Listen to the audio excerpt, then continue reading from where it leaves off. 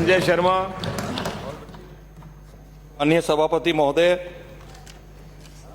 राजस्थान के माननीय मुख्यमंत्री महोदय द्वारा वर्ष 2021-22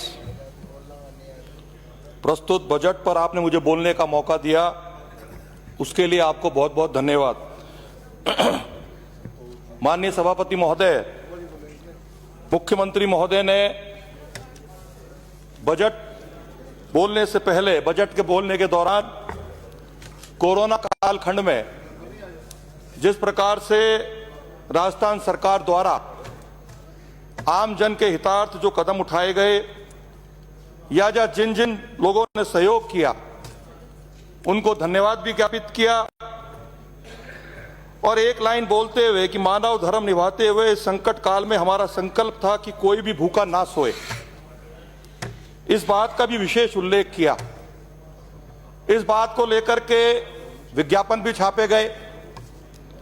हमारे यशस्वी प्रधानमंत्री आदरणीय नरेंद्र भाई मोदी ने भी भारतवर्ष की जनता से आह्वान किया था कि कोई भी भूखा ना सोए, इसके लिए हमको आगे बढ़ के सहयोग करना चाहिए। और मैं धन्यवाद देना चाहूंगा हमारे सभी भामाशाहों को, उद्योगपतियों को, व्यापारियों को, सामाजिक संगठनों को, धार्मिक संगठनों को, युवा साथियों को और जनप्रतिनिधियों को, जिन्होंने आगे बढ़कर के अपने अपने क्षेत्र में कोई भी भूखा ना सोए उसकी चिंता ही नहीं करी, अपितु कार्य करके भी दिखाया। लेकिन मन में एक जिज्ञासा थी कि हमारे प्रधानमंत्री जी ने, हमारी मुख्यमंत्री जी ने आह्वान तो किया है, लेकिन माननीय मुख्यमंत्री जी ने राजस्थान सरकार की तरफ से अलग अलग विधानसभा क्षेत्र में क्या इस कोई भी भूखा ना सोए उसके लिए कोई बजट का आवंटन किया है क्या?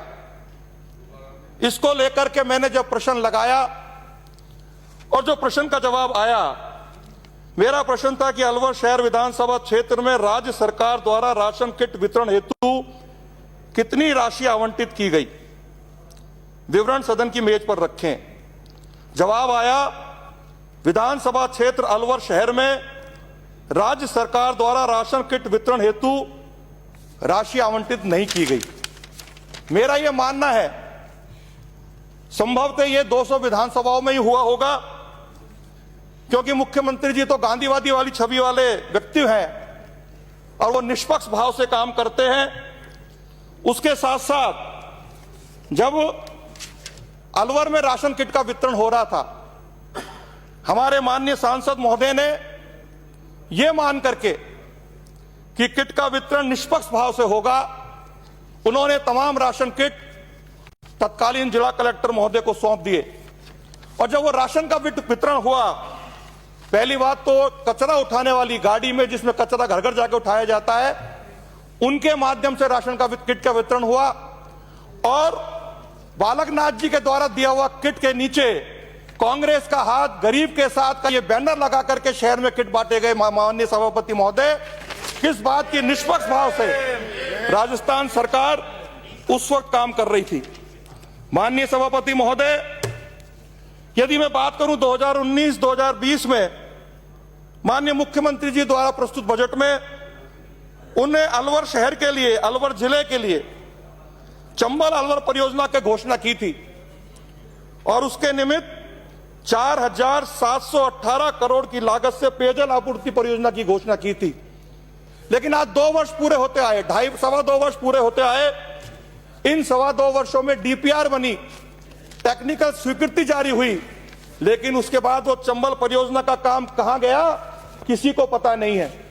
सभापति महोदय, गर्मी अभी शुरू ही हुई है, लेकिन अलवर शहर में जिस प्रकार से पानी को लेकर त्राही त्राही मची हुई है, अभी 1.25 साल पहले नगर परिषद के चुनाव हुए थे, वार्ड नंबर 25 से एक निर्दलीय पार्षद लोकेश यादव जी जीत के आए थे, और इस भाव से, लोचन यादव जी, और इस भाव से कि कांग्रेस की सरकार है, काम होंगे, उन्होंने कांग्रेस की सदस्यता ग्रहण कर ली।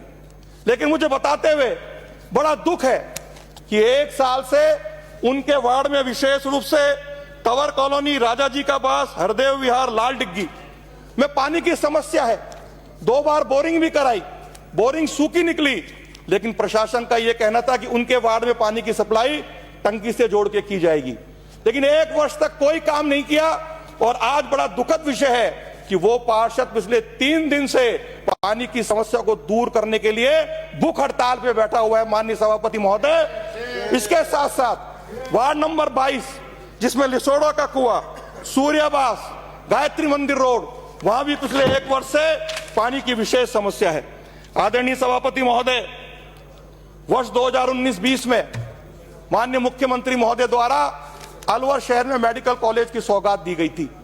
2016 में यशस्वी मुख्यमंत्री आदरणीय वसुंधरा राजे जी ने इसी मेडिकल कॉलेज के लिए अलवर शहर में भूमि का आवंटित कर दिया गया था, लेकिन 2018 में यही मेडिकल कॉलेज आपके अपने सीकर जिले में चला गया था। 2019-20 के बजट में माननीय मुख्यमंत्री जी द्वारा बजट में घोषणा की गई, केंद्र सरकार की 60-40 की स्कीम के तहत 325 करोड़ का बजट दे दिया गया है, लेकिन आज तक ये मेडिकल कॉलेज अमली जामा नहीं पहन पाया। माननीय सभापति महोदय, यह आपके बीच में कहना चाहता हूं। माननीय सभापति महोदय, वर्ष 2020, 2021 और वर्ष 21-22 में माननीय मुख्यमंत्री महोदय द्वारा बानसूर, रामगढ़, मालाखेड़ा, रैणी में औद्योगिक क्षेत्र की स्थापना की बात की गई है। माननीय मंत्री महोदय यहाँ विराजमान है, मालाखेड़ा से हमारे अलवर ग्रामीण से आने वाले माननीय सदस्य महोदय विराजमान है।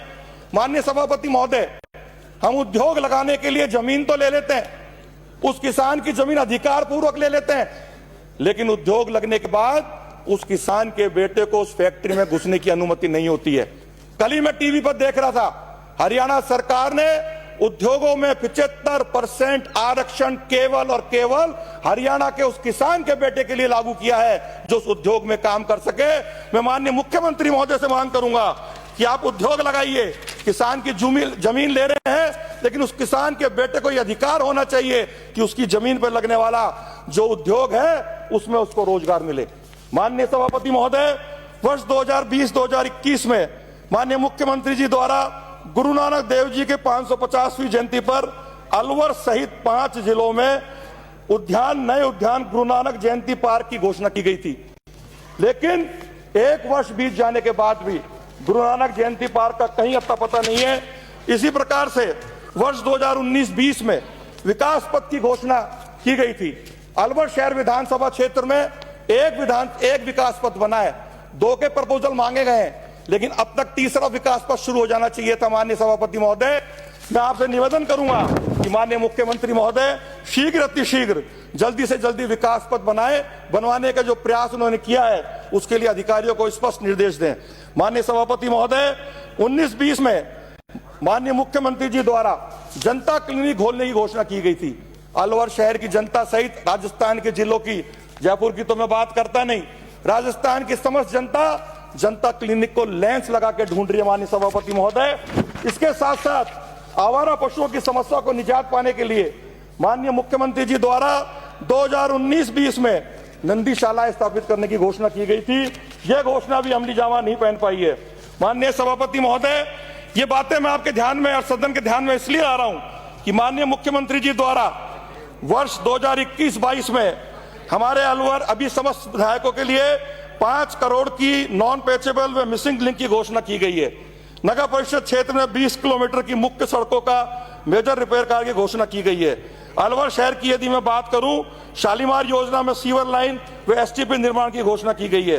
वैशाली नगर से एमआईए तक 4 लेन सड़क का नाला निर्माण की घोषणा की गई है।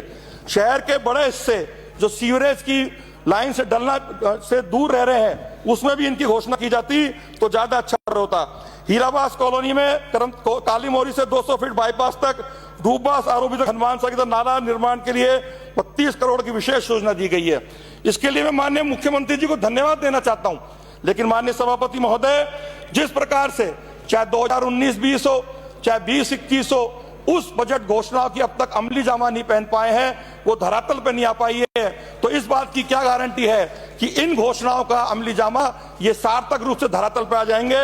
ये मैं आपके माध्यम से माननीय मुख्यमंत्री जी से आग्रह करूंगा कि एक ऐसी एजेंसी बनाए जो मॉनिटरिंग करे, जो काम शुरू नहीं हुए हैं उनको जल्दी से जल्दी शुरू किया जाए। माननीय सभापति महोदय, अलवर बहुत बड़ा क्षेत्र है और लगभग 5 लाख से अधिक उसकी आबादी है। अलवर नगर परिषद को नगर निगम बनाने की घोषणा माननीय मुख्यमंत्री जी इस बजट में करें। जो शिशु वार्ड है उसको शिशु चिकित्सालय के रूप में घोषणा करें। थानों की बहुत बड़ी आवश्यकता है, तो अलवर शहर में 2 थाने, विशेष रूप से वैशाली नगर में, और एक जो हमारे जो अखैपुरा चौकी है उसको थाने के रूप में कन्वर्ट करने की माननीय मुख्यमंत्री जी घोषणा करें। और जो हमारा मत्स्य विश्वविद्यालय है और उसके साथ साथ जो मिनी सचिवालय है, मिनी सचिवालय के कारण बहुत सारी सरकारी संपत्तियों को यूआईटी द्वारा बेचा जा रहा है।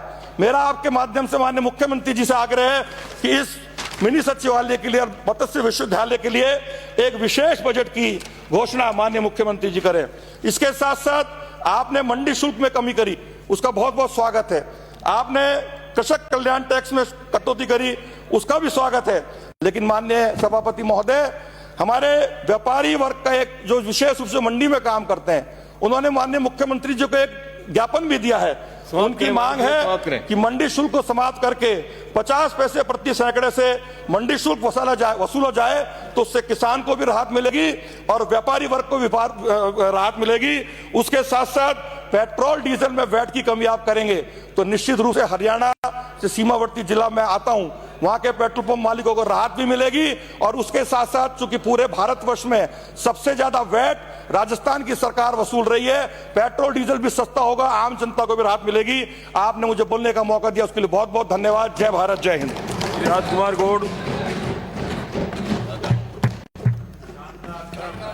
सभापति महोदय, आपने मुझे बजट 2021-2022 में